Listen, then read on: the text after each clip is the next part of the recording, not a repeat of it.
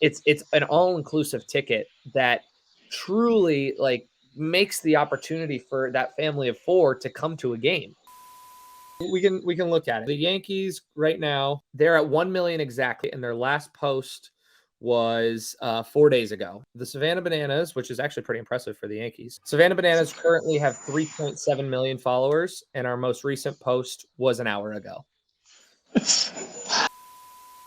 Baseball isn't boring because the entertainment value is so deep. And what I mean by that in our sense here, playing that different version of baseball that we call banana ball, there's so many ways to make baseball fun. Well, listen, baseball is not boring. And, we have a lot of people on who epitomizes that. But there is nobody who epitomizes baseball not being boring more than Zach Frangillo, who is the community. Tell me your exact title with the Savannah Bananas. I am the director of entertainment Of the most entertaining baseball entity on the planet. So basically what that makes you, Zach, is the most important person in baseball. So that's excellent. I don't know about that. Well, listen, Zach, we wanted to have you on. You as a representative of your organization, and we mean this sincerely, that we're going through this week of Thanksgiving, and I just want to say that thank you. We at Baseball Isn't Boring. This credo, this mantra, this cause, all of this. We want to say thank you for epitomizes what this message is all about, for epitomizing really what is so important about keeping this game going. And Zach, I'm not just saying this. I honestly mean that in this year, 2022, there is no entity that did the job of spreading the message that we're talking about of baseball isn't boring more than the Savannah Bananas. Boom. So thank you. Hey, I mean, if we can make one more kid join baseball and understand that, baseball is fun, it is exciting, it's entertaining, and there's more than one way to go about playing baseball. I think as an organization, we're pretty happy at that. And our goal from day one here in 2016 in Savannah has been make baseball fun.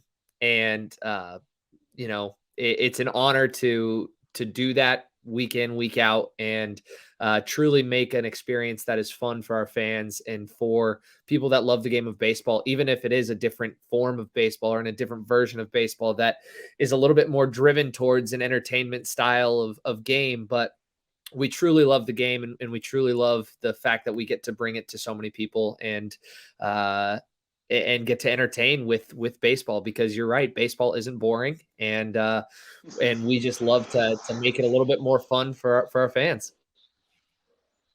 Okay, so this is before we get to the brass tacks of everything. I use this example. Was it yesterday? We had another person that we thanked, and we had on Rob Friedman of Pitching Ninja, because I love Pitching Ninja is something I said I wake up every day and I look at it and I'm like, okay, you know what? This is what I love about. I love this element of it. And I said it's sort of like a speakeasy. This is what we do, is sort of like a speakeasy where we open the door, we open the slot, and we say, okay, tell us why baseball isn't boring. And you have to give the good answer. Now, you gave a little bit. I want you just to find one specific thing, if you can, and say, hey, Zach, baseball isn't boring because why? Baseball isn't boring because the entertainment value is so deep. And what I mean by that in our sense here, playing that different version of baseball that we call banana ball, there's so many ways to make baseball fun. And that's what we try to do every day. And so baseball isn't boring because of the endless opportunities that the game offers you. Perfect. That's good. We've had some good ones, and that was right there. That was top 5. That was excellent. Excellent. I know, exactly, right? So Eduardo Perez had one, which I actually want to transcribe and put in the Hall of Fame. But it was 4 minutes long. But that one's right up there. So elevator pitch. like I think the vast majority of baseball fans know all about the Savannah Bananas, but elevator picture or elevator explanation exactly what the Savannah Bananas are, so that we can sort of move on from there. Yeah, so the Savannah Bananas are the most fun team in sports. We exist to make baseball fun. We like to say that it's a version of the Harlem Globetrotters meets WWE meets baseball, and that's exactly what it is. It's a game that is we play a different version of baseball called Banana Ball, which has specific rules that gets the fans involved and is a little bit more entertaining for a casual fan and a casual night at the ballpark. And it's just a great time that's built around fans and a fans first mentality of making baseball fun. And part of that, this is sort of morphs or dovetails with what's going on in Major League Baseball. Yeah. One of the foundational elements is no games past 2 hours, right? Yeah, correct. Right? Yeah. So Okay. I mean, yeah, there you go. There you yeah, go. exactly. Yeah, we play with 9 different rules. One of them, as you said, is 2 hour time limit. Every inning counts, so you're never going to get a 17-2 blowout and the game's over by the 3rd inning. No, every inning counts. If the party animals score 2 runs in the top of the 1st and the Bananas score 3, they win a point and the inning is over. And so it flips. So the game just continues to move along. Can't step out of the box. No bunting. There's no mound visits. If a fan catches a foul ball, it's an out. There's no walks. It's considered a sprint, which is one of my favorite rules ever, which is it's just so fun to watch. It's so different. But we play with rules that are built to speed up the game and just make it a little bit more interesting to watch as a casual fan. So what is the thing? Go ahead. I'm sorry. Go ahead. No, I was just gonna say, I being a baseball fan my entire life, I was a baseball purist growing up. I didn't want the game to change, but once I got here, I understood that baseball doesn't have to be one dimensional. It doesn't have to be just by the book, and it doesn't have to be that traditional at all times. As long as you're putting out a product that is having fun and showing that baseball is fun, you're onto something. And I think Major League Baseball is starting to get there slowly but surely. And I think it's trickling down to the little league level, which was really cool this year when we had multiple kids writing in as their favorite teams was the Savannah Bananas. That means a lot to us as a team, just because it proves like, hey, we're actually impacting the world and the baseball world in just a different way. And it's been really exciting to see. And so, with that in mind, I'm glad you said all that stuff, because with that in mind, what is the thing that you say of all these rules, of all these things that we've implemented, that you say this should maybe not be exactly the same in Major League Baseball, but Major League Baseball should learn from this? Um,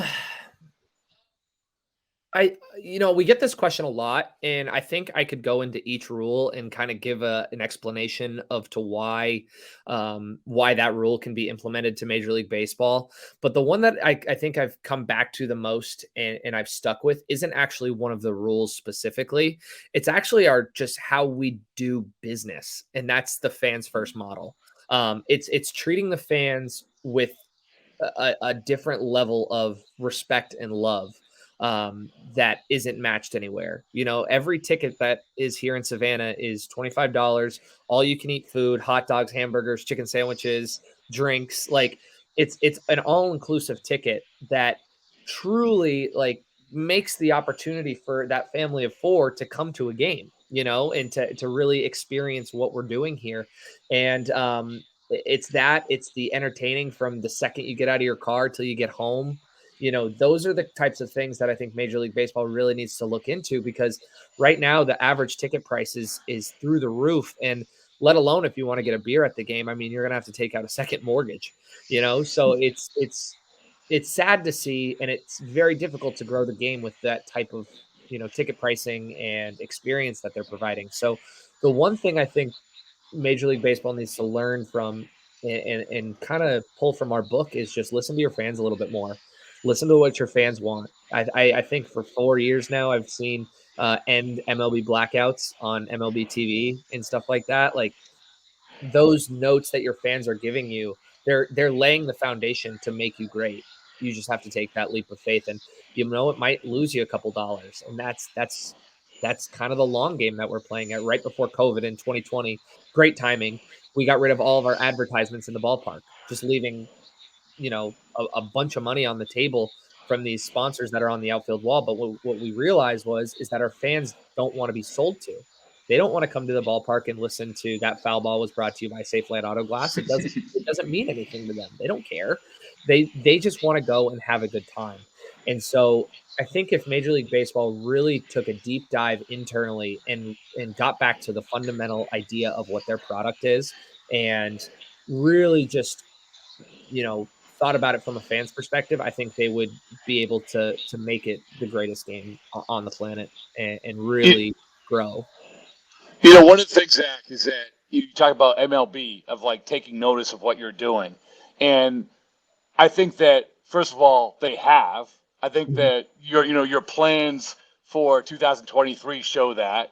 But also, I think the one thing, if we're going to say like, okay, one thing which MLB would look at and say, oh my goodness, there's what is going on here, and it's the TikTok followers. Yeah. Like honestly, it is. I mean, the fact is that you have, how many more million? So the Yankees are the top TikTok the team right now, right? Correct in terms Yeah. of Yeah. followers. I think they're around 1 million. And what you guys are at like 3 million, right? Yeah, we can look at it. So the Yankees right now are at um they're at 1 million exactly. 1 million exactly, and their last post was 4 days ago. The Savannah Bananas, which is actually pretty impressive for the Yankees 4 days ago. Savannah Bananas currently have 3.7 million followers, and our most recent post was an hour ago. It's. I mean, am I wrong? I mean, I No, think you're that, and I don't. absolutely right. I don't know if anybody at MLB has sort of like slyly said, "Hey, what's going on? What are you doing? What's the secret sauce?" But that, if nothing else, that should make them stand up because Mhm. we know that they're fighting the demographic battle, Right. and at the on the front lines of this demographic battle is TikTok. You Right. know. Yeah, we live in a swipe world is what we call it. A swipe world. You can get entertainment at the drop of a hat, at a swipe of a finger. You get endless entertainment for hours, right? And that is a huge shift. Living in this generation of swiping and fingertip entertainment, like we call it, you have to appeal to that crowd. And it comes back like just like you said, how are you making the game entertaining via social media? And it's not easy. It's really not easy, but it is being willing to take a leap of faith a little bit and start to look at you know your players and really kind of take a page out of their book and understand that they're people too. And there's absolutely a character in each of those locker rooms that is crazy out there and unique and is willing to do stuff and willing to market themselves better and um, you know take maybe it's not necessarily dancing and the crazy stuff that we do. I mean, I don't expect anybody to do that, but try making your players a little bit more personable. Don't make them uh you know just crazy celebrities that you can't have access to. That's so tough for us. Well, I'd be interested to get your perspective of it because we've talked a lot about sort of the evolution of this year. We did this project based on the springboard with Joe Kelly, a project we did. I mean, going back to January, and a big thing that Joe talks about is why are guys so guarded? Why are guys so worried about being perceived? And that conversation went all the way to the interviews in the dugout during the postseason Mhm. where some people like I don't like those, but the fact that they were actually doing them was, oh my goodness, the players. And as Joe said, it wasn't like there were guys giving the side eye down in the dugout. Everyone accepted that. But when you talk about seeing the players and getting the personalities out of the players, I think that this year was a step forward, but this is still the work in progress. You had Papelbon, you had Peavy, you had obviously Bill Lee. You had guys who I don't or was Reddick was there too, Right. right? Mhm. Yeah. Am I missing anyone? Former major leaguers? Eric Burns was our head coach. Eric Burns, right? So these guys get it. These guys went there. They had fun, and so but that's where they got to get with the current players. And on every team, you might have a couple, but they're still so protective of their brands. Right. And I don't know if you agree with that or not, but that's my perception. I it's tough. I can understand both sides of the aisle. But I mean, for us, we're not really focused on that too much, because we're very lucky and we're at a point now where the people that are coming here to play here kind of understand what they're getting themselves into. And they understand that, you're going to have to do stuff that's out of your comfort zone and you're going to be allowed to have more fun. Josh Reddick said it was the most fun he's ever had playing baseball. Right.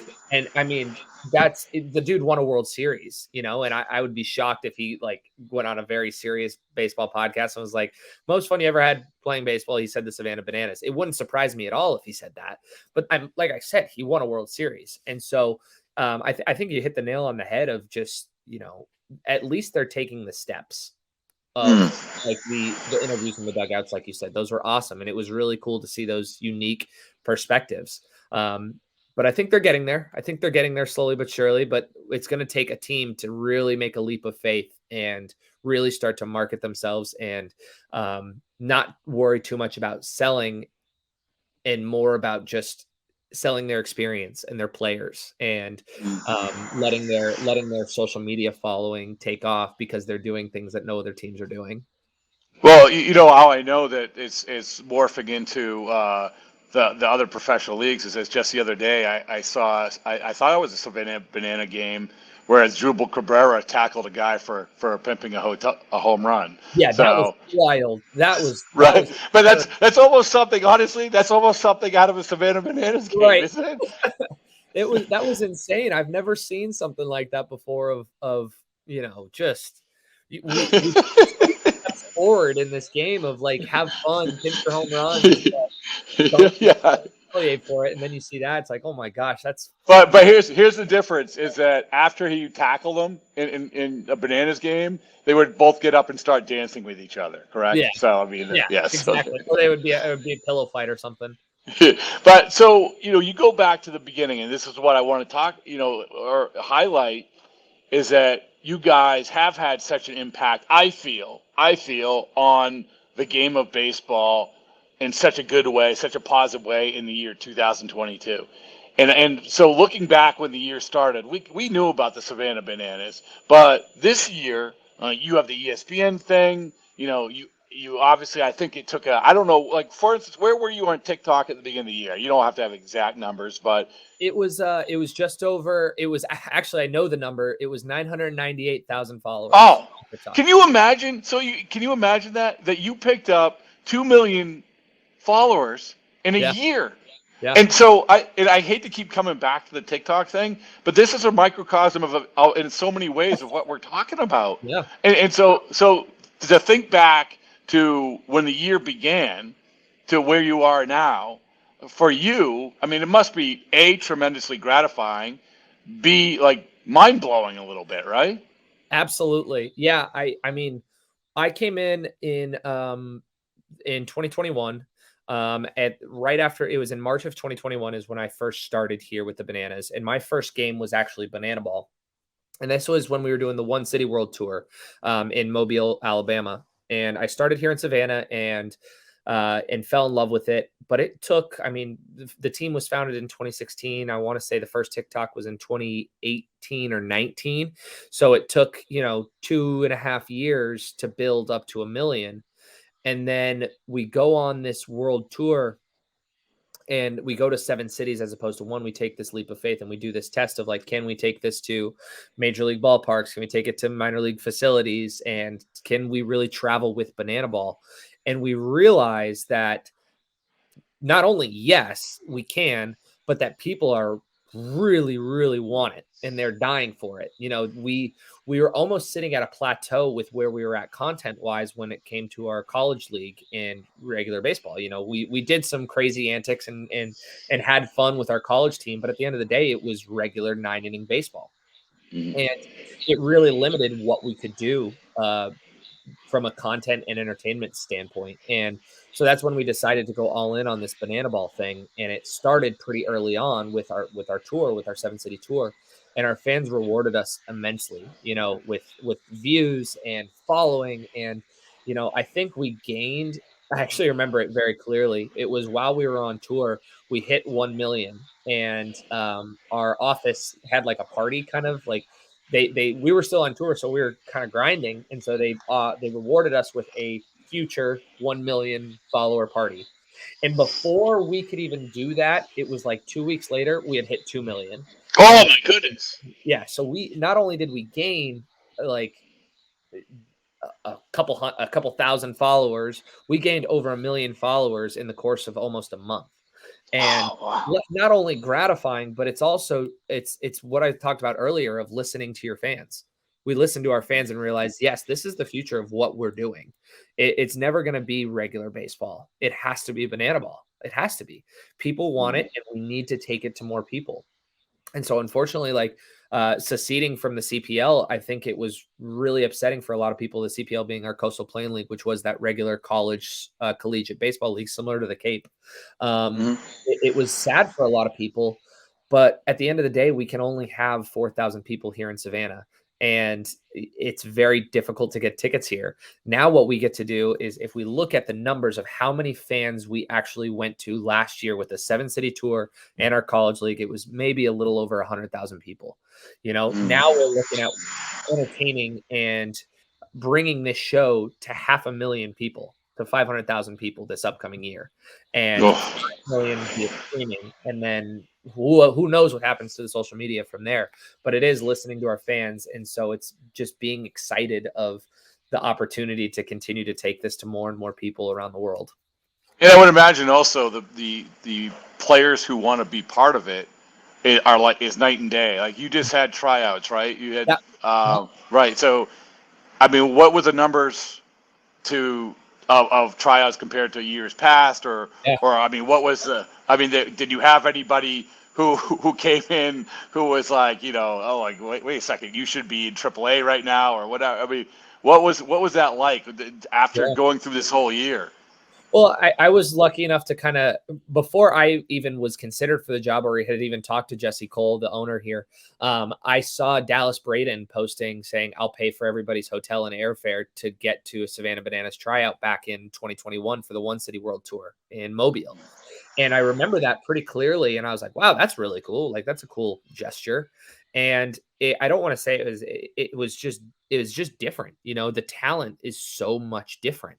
And going from that 1-City World Tour where we had our two teams and there were some fill-in guys, and it was just a very different feel to what it is now. I mean, these guys are freaking good. They are good ball players. And then come to this past weekend, it's like we could have had a full another team if we wanted to. Yeah. And it's sad because you have to say no to a lot of very good baseball players and people that are extremely entertaining at the same time. I mean, these guys they know what they're getting into, so they get here and they put it all on the table, and they're the funniest people in the world. They're having the time of their lives, and they're just having fun playing baseball. And that what more could we ask for them, And so it's become a challenge just putting together these teams. It's so hard because these guys are so good. I wouldn't say anybody at the AAA or AA level has Yeah. picked out, but high independent league guys, Oh the yeah. high like could get picked up at any given time, are starting to say no because we offer a better experience and more fun, and they get to play in front of more people, and they really get to live out almost a celebrity dream as a baseball player here. And it's really, really cool to see these guys buy in and really just own the entertainment and the fun and who we are as a brand of that fans first brand model. Like we talked about, you've had some people who like some former players who obviously a lot of people know, but and they did some awesome. I mean, just again, Yeah. like watching Papelbon, even just Oh, like watching Papelbon lay down and roll over, like it was just like funny to me. the But insane. That was one of the coolest things. um, what would be this is a hard one, but what of all the sort of I don't know how to phrase it, but of all the things that you did, of all the like the achievements, not achievements, but things that you did. I mean, set a bat on fire or whatever. What would be the one thing that you're like, I can't believe we pulled that off? I think probably the flaming bat. The flaming bat was really cool. And just how that came together from from the very simple idea stage to execution and not telling anybody that it was happening kind of thing and really letting it be a surprise was really, really cool and exciting. And it brought this new idea and it sparked our new ideas for this upcoming year, which is pretty exciting. Well, okay. So that said, what are some of the things that we can promote that are coming up for the year coming? It's a lot of exciting stuff. Yeah. I'm going to give you the stage here. Tell me everything that is coming up in 2023. Yep. Where you don't have to go through all the cities, but what you're going to be doing, and because I am so blown away about how much you've grown in this last year, and you use the social media numbers to sort of to make that very, very clear. But I can't imagine what it's going to be like next year. So what do you got coming up? Yeah, so we're going coast to coast, and it's very funny that we've said it from the start of the the One City World Tour or the 7 City World Tour. It's not about where we're going right now; it's where we're going in the future, right? And it's where we're going to be, and that's why the wording has always been World Tour. And we're going coast to coast this year, 33 cities from Rancho Cucamonga, California, all the way up to Portland, Maine, and pretty much everywhere in between. And we're playing in bigger ballparks with more people, more fans, and more entertainment. We're always bringing on new characters. And so I'm excited about some of the new characters that are going to be joining us. I'm excited about some of the cast that we have coming up. And like I said, the players are bought in, and this is going to be a very, very fun season of Banana Ball. I mean, it is our full-time thing. And still getting to bring it to Savannah. And there's nothing like we use this analogy a lot, which is kind of funny of like, you can watch Frozen on TV or you can watch Mickey Mouse Clubhouse on TV, but there's nothing like going to Disneyland, right?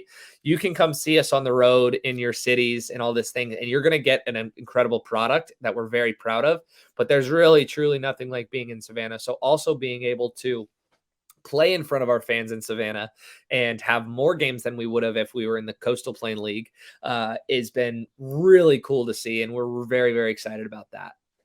Well, listen, once again, thank you. Please pass on a huge thank you to all your cohorts, all the players, all the executives, all the everybody. Yep. Thank you so much. And we, like you said, we're like-minded. We had this cause. You guys obviously have taken it a mountaintop of giving this message. Baseball isn't boring. We appreciate it. If we could send you 1 million T-shirts, we would.